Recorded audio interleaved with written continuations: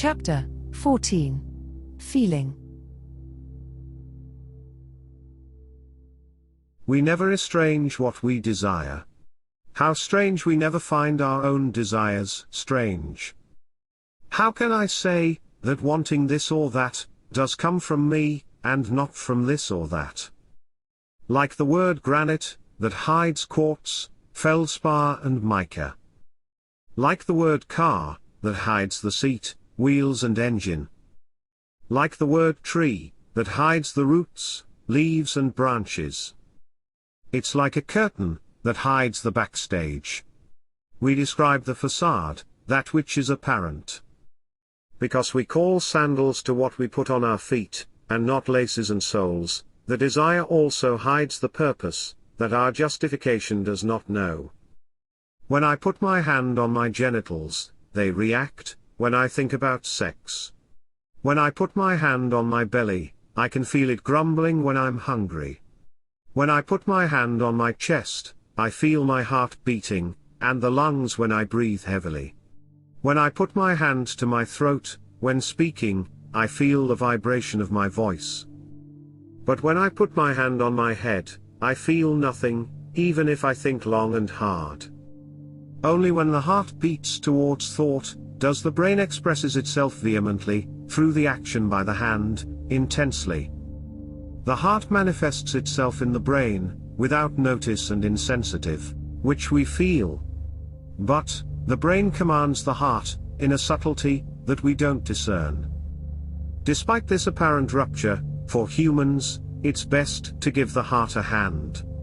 It is, less often absent. Between reason and desire, the last is forever. In my body, all organs are individuals.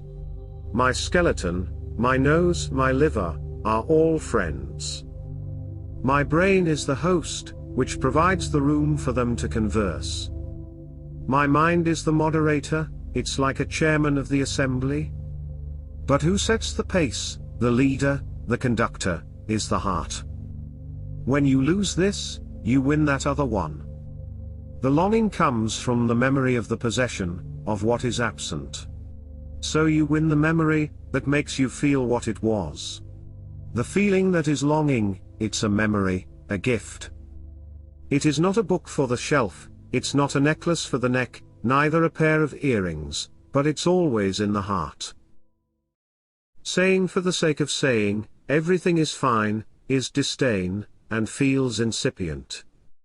To accept and say, everything is fine, is a very powerful weapon. To understand and say, everything is fine, is conjuring up realities. To feel and say, everything is fine, this is the achievement that makes us always win. This is one of the big secrets. But always winning takes away humanity. Say, everything is fine, only when there is nothing left to lose. Being the absolute can give rise to a lack of humanity, but this is the ultimate cure. This cure only exists when looking for it, and one only looks for it, when one is human. The position of any sage, is that, everything is fine. Others may react to his position questioning ironically. So, sir, is there no need to change anything? To which the sage will respond. Right, which also implies, that it's fine wanting to change something. It's at this level that one says, everything is fine. In a given situation the sage casually says, this is not going well. To which other people can react by asking, but, isn't it all good for you? And the sage, counter-arguing, will say, the experience of living is good, which includes this experience that is not. Suppose, someone kills a family member of the sage. Will the sage do nothing to restore justice? Probably yes, probably not, or maybe. Perhaps he will try to prevent this tragedy, if he happens to know of the offense, or would seek unbridled revenge, or really do nothing, slacking off. Any of the resolutions is natural, and what is natural with capital N, is part and departs of the everything is fine. People describe the universe, literally, and they don't even realize it. They do it in an expert way when they greet each other. The greeting is a rejoicing, and when someone asks first, "How are you?" systematically, it's like a verdict to meditate, akin to thinking of nothing. And the other person also answers, in the same absence of intent. Everything is fine, just to continue what the two people want to talk or do. After all, being fine doesn't matter as much. What matters is the infinite to express itself. Thus, they start talking about anything from that moment on. The universe is like that. Everything is fine, but that doesn't matter. And then there was the Big Bang. Being fine doesn't matter for the rest of the conversation, but without this precedent that establishes the contact, the spark, communication would not be possible, and therefore, nor everything else. Being fine is what makes infinity surge. To be well is the Tao, but it is neglected to make room for infinity. What then is Tao for? It's there to make us feel good. In childhood, we are amazed by everything because the discovery is constant.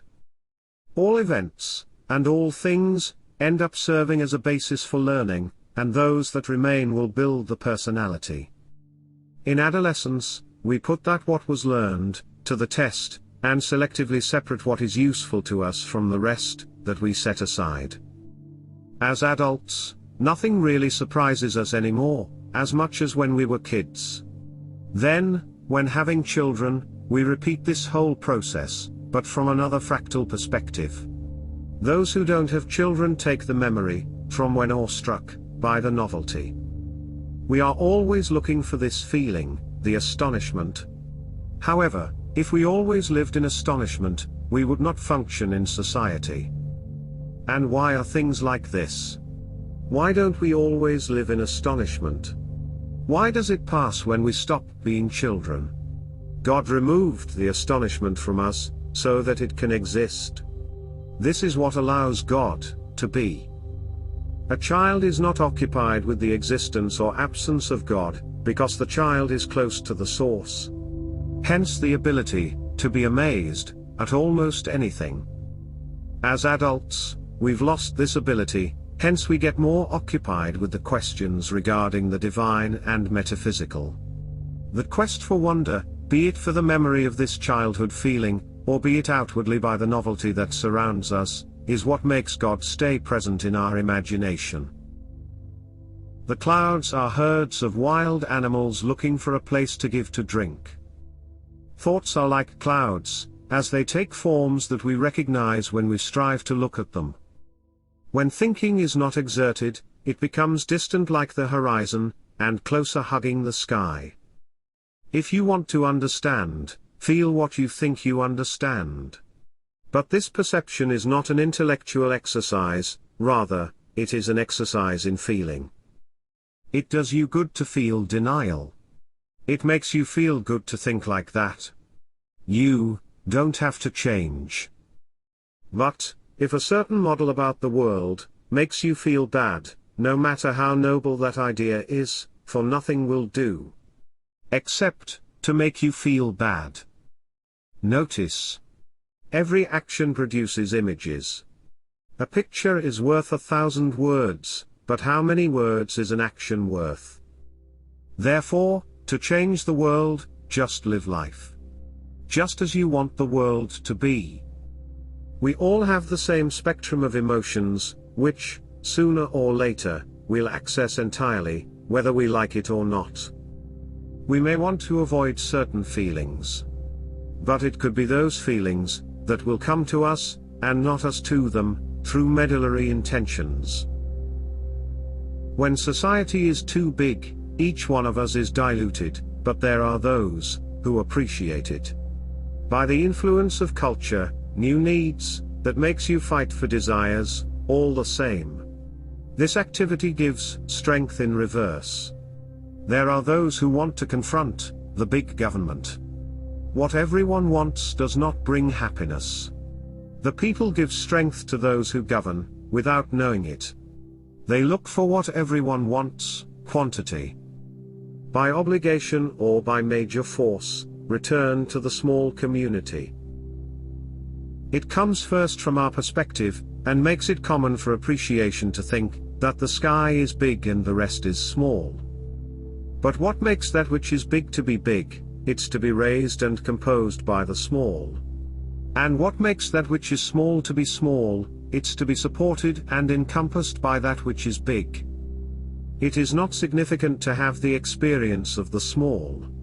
Nor is it significant to experience greatness. Significant is having both. This is the timeless core, the irrevocable experience, because everything is deserving. When I'm happy, I don't have deep thoughts, because, when life goes well, I'm busy and in demand. I consume it. When life goes well, I enjoy it, I follow day after day. I exhaust it at the moment completely. When I'm happy, I take nothing from it, to the intellect. It's more when life goes wrong, when I get sad and frustrated, that I enrich with creativity. It's as if the mind shrinks, very small in fetal position. With such immensity, density strengthens. Thus, the temperature speeds up and an abundant lesson grows out.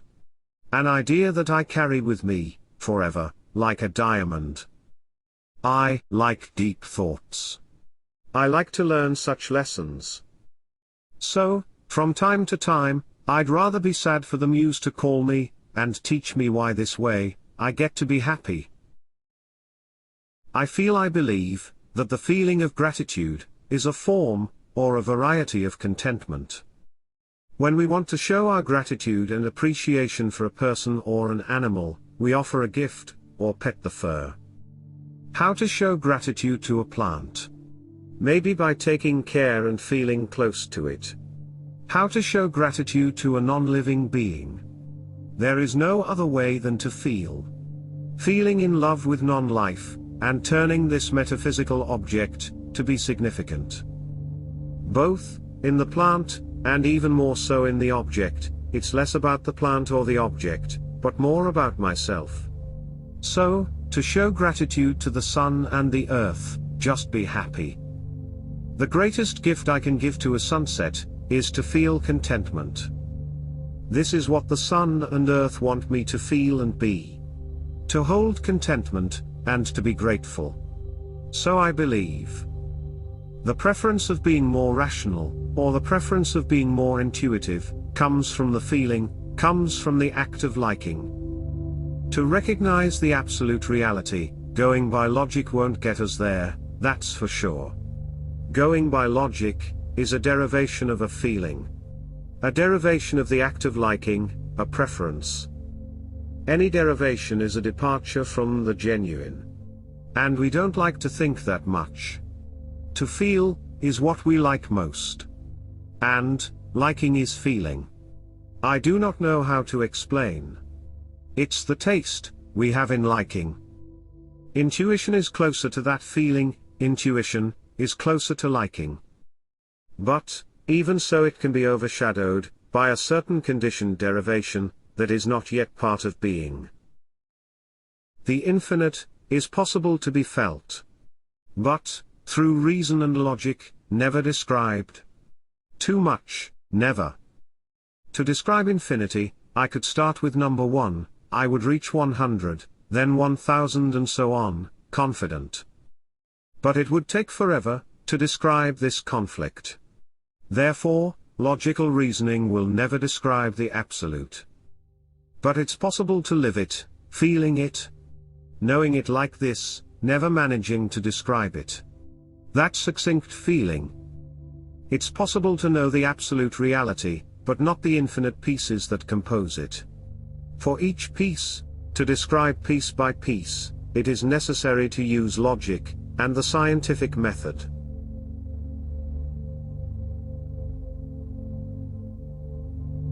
Thank you for listening to the end. Support this work if you liked it. You can buy the book on Amazon, where you can download the digital copy and have the physical book delivered to your address. Look for seasonal promotions and discounts.